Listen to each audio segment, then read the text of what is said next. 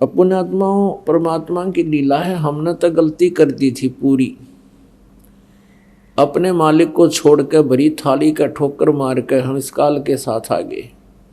वह हमें कोई दुख नहीं था, कोई रोग नहीं, कोई बीपी आई नहीं, कभी लो नहीं, कोई कैंसर नहीं, कोई रोग नहीं किसी प्रकार का।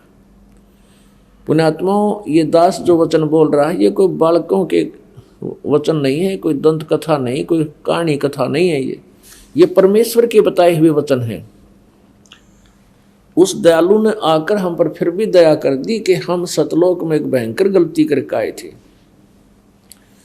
हम अपने मालिक से दूर हो गए, क्योंकि जब इस प्राणी को सुख हो जाता है ये भगवान से दूर होता है। अब वर्तमान में भी यही हालत है इसकी।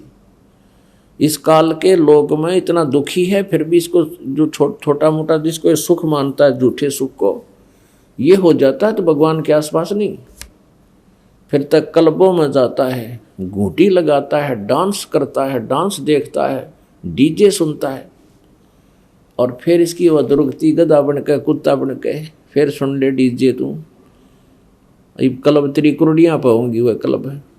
तो पुण्यात्माओं, ये परमात्मा का आदेश है, संदेश है, जो उसकी रजा से आप तक पहुंच रहा है। नहीं तो ये इतना गहरा दाब दिया था इस काल ने, इस सत्य ज्ञान को इतना गहरे कुएं में डाल दिया था, सैकड़ों फुट नीचे और ऊपर मिट्टी ढेर डाल रखा था, कंकर पत्थर डाल दिए।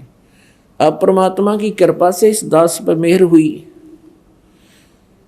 इस तत्व ज्ञान को पाताल से निकाल कर लाया गया है, और अब भी इसमें बाधाओं की कमी नहीं, लेकिन समर्थ का सहयोग है, उसका आदेश है। ये पूरे विश्व में जाएगा ये ज्ञान, इसके बिना जीव का कल्याण नहीं हो सकता, मोक्ष नहीं हो सकता।